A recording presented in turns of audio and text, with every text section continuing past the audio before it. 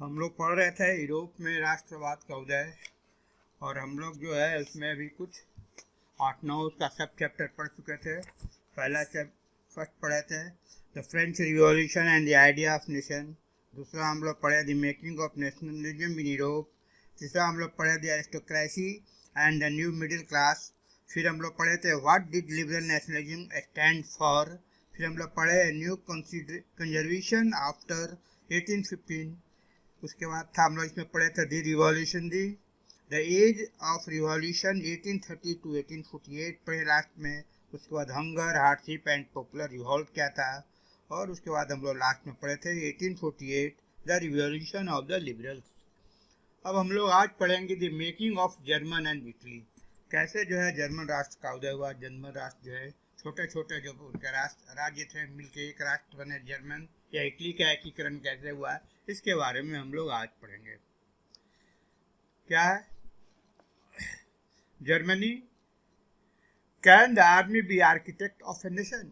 क्या जो है ये कह रहा है कि क्या जो है फौज जो है हमारा, उनका फौज जो है किसी राष्ट्र का निर्माता हो सकती है? किसी फौज के द्वारा राष्ट्र का निर्माण किया जा सकता है? तो क्या कह रहा है? After 1848, nationalism in Europe moved away from its association with democracy and revolution.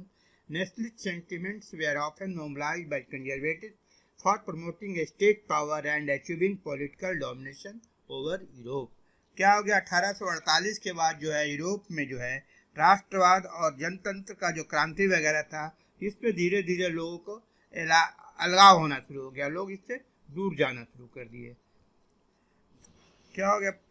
राज का सत्ता जो है बढ़ाने के लिए पूरे यूरोप पर, या पूरे यूरोप में अपना जो पॉलिटिकल जो है डोमिनेंस साबित करने के लिए, राजनीतिक प्रभुत्व हासिल करने के लिए रूढ़िवादी जो है राष्ट्रवादी भावनाओं का इस्तेमाल करना शुरू किए। कैसे जो हम अपना पॉलिटिकल डोमिनेंस पूरे यूरोप में बनावें, इसके लिए रूढ़िवादियों के द्वारा यह शुरू किया गया कि लोगों में जो है राष्ट्रवादी भावना का इस्तेमाल किया जाए, उनके इमोशन को उपयोग किया जाए। This can be observed in process by which Germany and Italy came to be unified as nation states. इसको कैसे हम लोग देख सकते हैं कि किस तरह से जो जर्मन और इटली जो है एकीकृत होकर राष्ट्र राज्य में कन्वर्ट हुए। पहला उदाहरण देखते हैं एज जर्मनी का। As you have seen nationalist feelings were widespread among middle class Germans who in 1848 tried to unite the different regions of the German Confederation into a nation state governed by an elected parliament. हम लोग जैसा कि भी देख चुके हैं कि राष्ट्रवादी भावना जो है मध्यवर्गीय जर्मन लोग जो थे, जो मिडिल क्लास जर्मन था, उन लोगों के बीच में बहुत ज़्यादा व्याप्त था।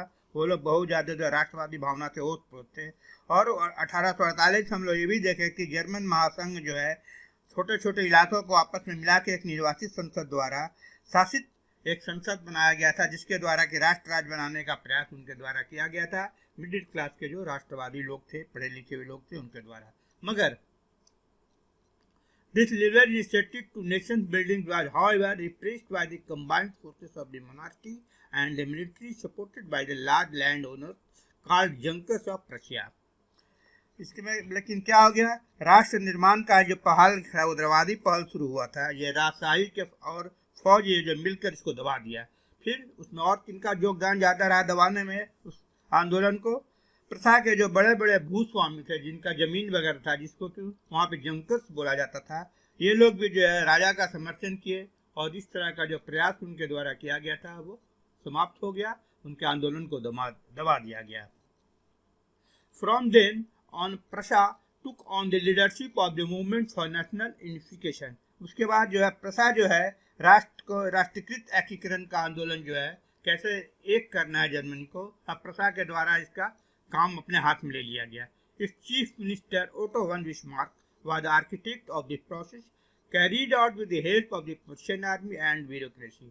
उसके जो मुख्य मंत्री थे ओटो वन मार्क, उनके द्वारा यह क्या प्रयास किया गया, और इसमें उनका जो है नौकरशाह और प्रशियन आर्मी जो है उनका उपयोग किया, उनकी मदद ली, और जो है पूरे जो राष्ट्र को एक करने का अपना जिम्मेवारी लिए। इसके लिए उनको 7 वर्ष तक युद्ध करना पड़ा। There was 3 wars over 7 years with Austria, Denmark and France ended in Prussian victory and completed the process of unification. 7 वर्ष तक जो है ये लोग इनके द्वारा बिस्मार्क साहब जो है ऑस्ट्रिया, डेनमार्क और फ्रांस से युद्ध किए, 3 युद्ध, और तब इनकी जीत हुई। तब एकीकरण की प्रक्रिया जो है शुरू हुई, समाप्त हुई, तब जाके जो है ये एक राष्ट्र में चेंज हुआ, परिवर्तन हुआ, स्थापित हुआ। In January 1871, the Persian king William I was proclaimed German emperor in a ceremony held at Versailles. फिर क्या हो गया उसके बाद? फिर जनवरी 1871 में वर्साय में एक समारोह हुआ। वहां प्रसा के राजा विलियम प्रथम को जर्मनी का सम्राट घोषित किया गया। बिस्मार्क साहब जो है वो मेन मुख्य आर्किटेक्ट है उनके बनाने वाले। आगे आइए। On the bitterly cold morning of 18th January 1871, an assembly comprising the princes of the German states, representative of the army, important Persian ministers, including the chief minister Otto von Bismarck, gathered in the unheated hall of mirrors in the palace of Versailles to proclaim the new German empire headed by Kaiser William I of Prussia। 18 जनवरी 1871 का सुबह जो है बहुत ठंड था। वहां पे German राज्य के राजकुमार जो थे या सेना के प्रतिनिधि और प्रमुख मंत्री ऑटो von बिस्मार्क समेत प्रसा के महत्वपूर्ण मंत्रियों की एक बैठक हुई। यह बैठक हुई वर्साय के एक महल में जो कि बहुत ठंडा था और हॉल ऑफ मिरर्स का मतलब शीश महल था। इसमें सभा ने जो सभा बना था, ये सभा जो है काइजर विलियम फर्स्ट को जो है जर्मन साम्राज्य का नेतृत्व उनके हाथ में दे दिया गया, मतलब उनको राजा बनाया गया। The nation-building process in January had demonstrated the dominance of Persian state power. The new state placed a strong emphasis on modernizing the currency, banking, legal and judicial system in Germany. Persian measures and practice often became a model for the rest of the Germany. Germany में राष्ट्र निर्माण की प्रक्रिया ने प्रसा राज्य के शक्ति को प्रभाता है। प्रसा अगर नहीं इसमें एक्टिव रोल नहीं रहता है, बिस्मार्क साहब युद्ध वगैरह लड़के नहीं जीतते, तो जर्मनी जो है एक राष्ट्र का निर्माण नहीं होता। तो इससे क्या हो गया, प्रसा को जो है अपना ताकत दिखाने का, अपना पावर डोमिनेंस दिखाने का एक मौका मिल गया है, ये पता चला इससे। नए राज्य ने जर्मनी जो नया राज्य बना है उसका क्या क्या उनके द्वारा काम किया गया, मुद्रा, बैंकिंग, कानूनी, न्यायिक व्यवस्था, सभी के आधुनिकीकरण पर बहुत जोर दिया गया और प्रसा द्वारा उठाए गए कदम और उसकी कार्रवाई जो है, जो भी उसके द्वारा इसमें सुधार वगैरह किया गया, ये जर्मनी के लिए एक मॉडल बन गया। इसका देखा देखी और लोग जो है अपना काम शुरू किए कि कैसे जर्मनी हुआ यूनिफाइड, हम लोग उसी तरह से अपने आप को यूनिफाइड करेंगे। दूसरा बात है इटली यूनिफाइड।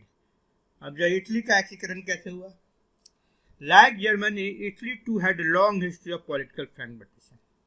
जिस तरह से अभी हम लोग जर्मनी में देखे, उसी तरह से राजनीतिक विखंडन जो है, पॉलिटिकल फ्रैगमेंटेशन, राजनीतिक विखंडन जो है हमारा इटली में बहुत ज़्यादा था।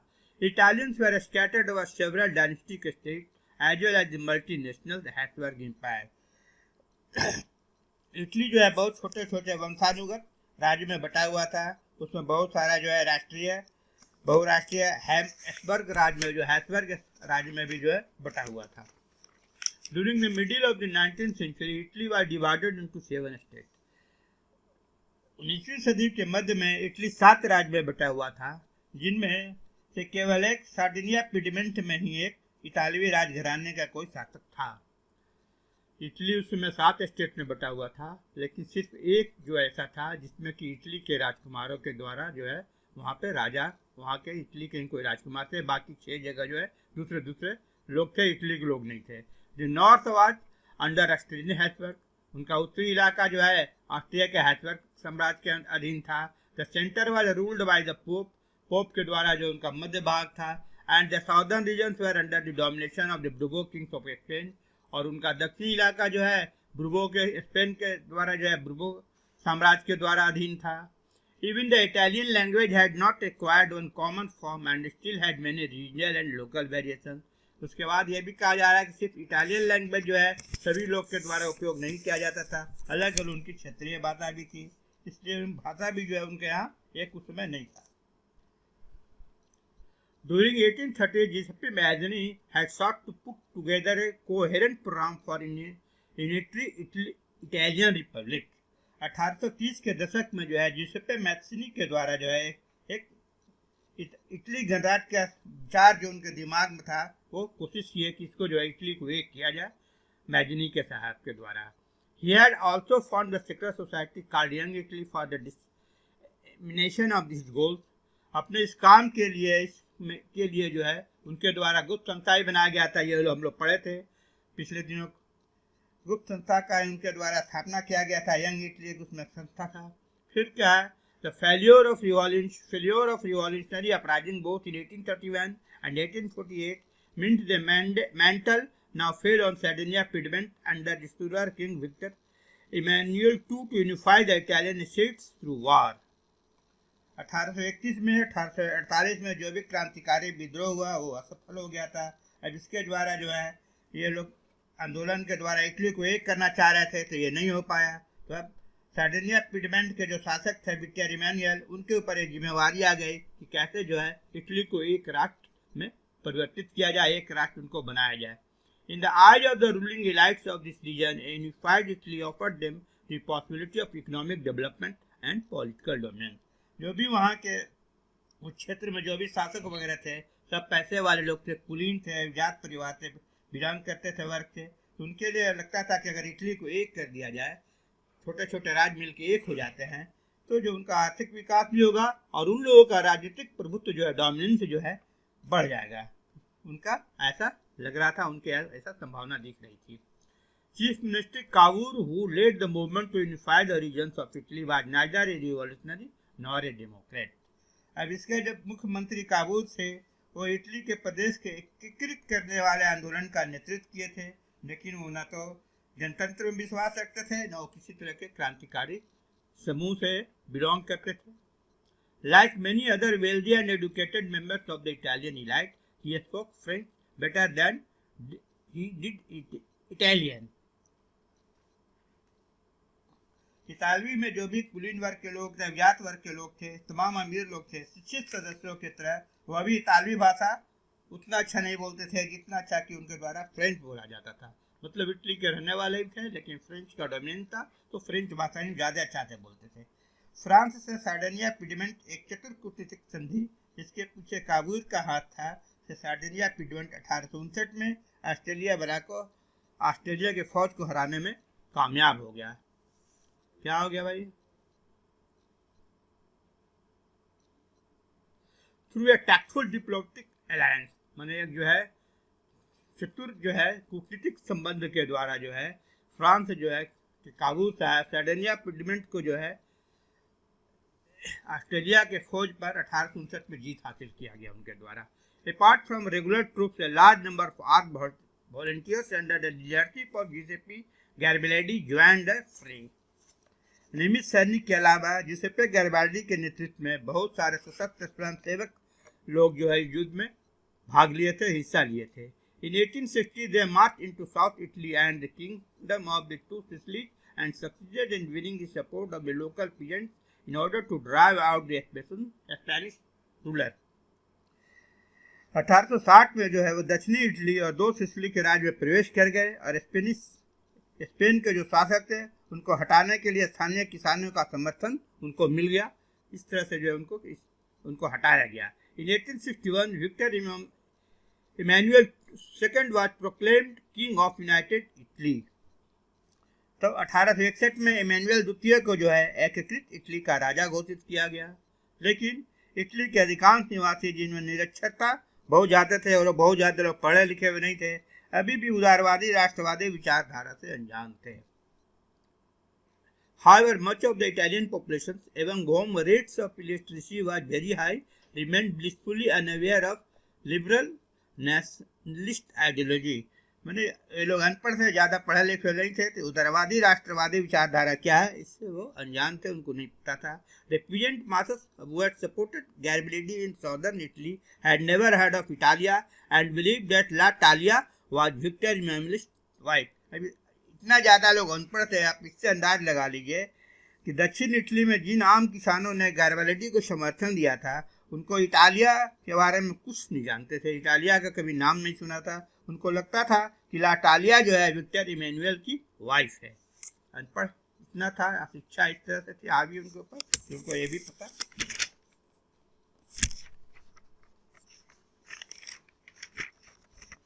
आगे आए हम लोग, देखते हैं the strange case of Britain. Britain में का भी जो है कैसे एक हुआ, उसका भी एक अजीब दास्तान है। The model of the nation और the nation state, some scholars have argued is Great Britain. कुछ विद्वानों ने तर्क दिया कि राष्ट्र या राष्ट्र राज का मॉडल या आदत ग्रेट ब्रिटेन है। In Britain the formation of the nation state was not the result of sudden upheaval और रिवॉल्यूशन। ब्रिटेन में भी राष्ट्र निर्माण जो है अचानक नहीं हो गया है, उथल पुथल क्रांतिकारी का परिणाम नहीं था, यह एक लंबी चलने वाली प्रक्रिया थी। There was no British nation prior to 18th century.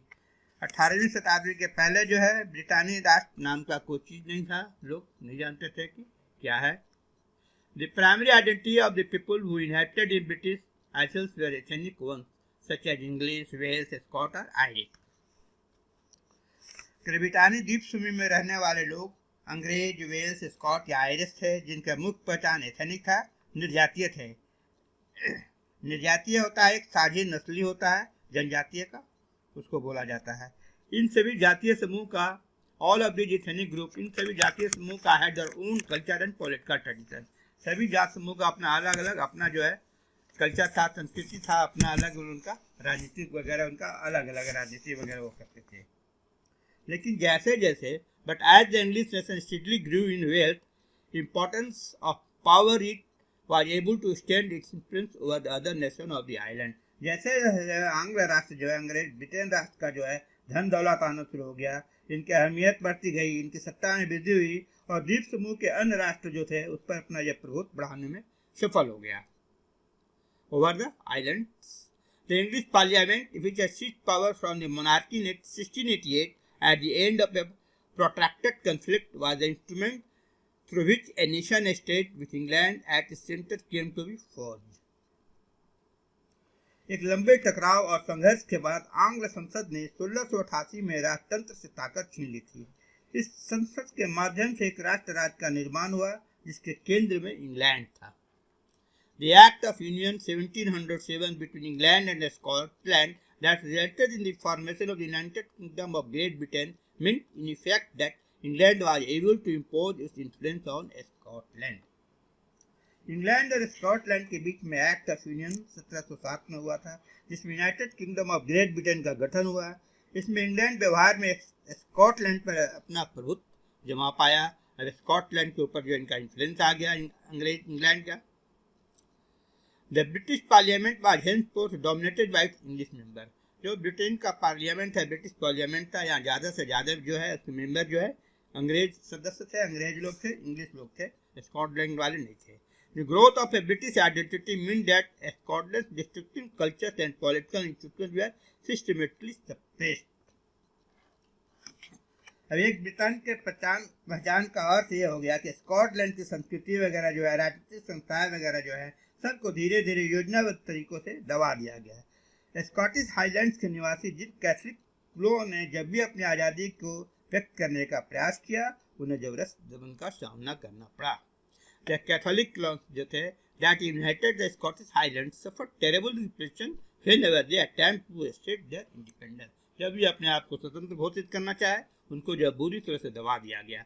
The Scottish Highlands were forbidden to speak their Gaelic language or wear their national dress, and large numbers were forcibly driven out of their homeland।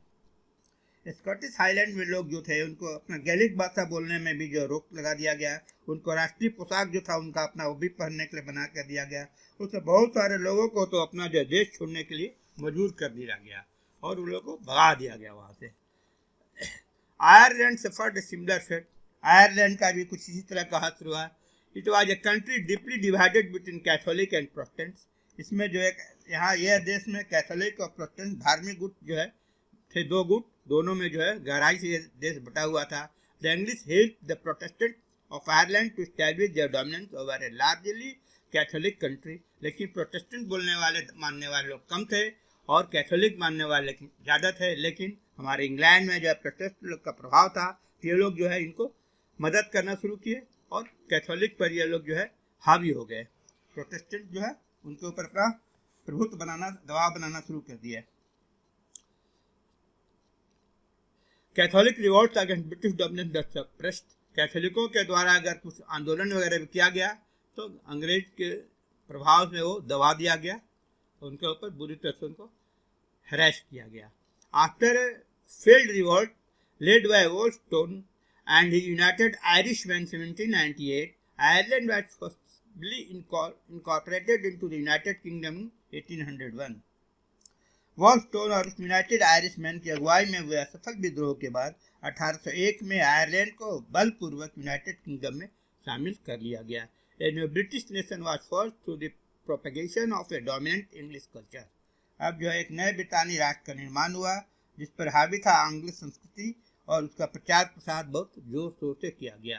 The symbols of the New Britain, the British flag, the national anthem, God Save Our Noble King, the English language were actively promoted, and the older nation survived only as subordinate partners in the Union.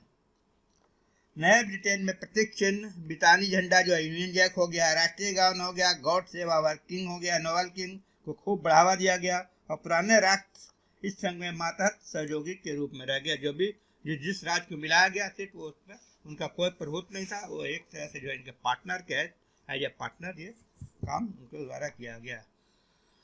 आज यहीं तक पढ़ते हैं बच्चों, फिर हम पढ़ेंगे अगली बार। आप लोग ध्यान से पढ़िए, कुछ सीखिए, कुछ लिखिए, कोशिश कीजिए। अपना नोट वगैरह भी आपको हम दे देंगे। क्वेश्चन का आधा क्वेश्चन नहीं गया, आधा क्वेश्चन मेरे पास पड़ा हुआ है, और वो 1-2 दिन में मैं आपको भिजवा दूंगा। चलो ठीक है, ओके, थैंक यू।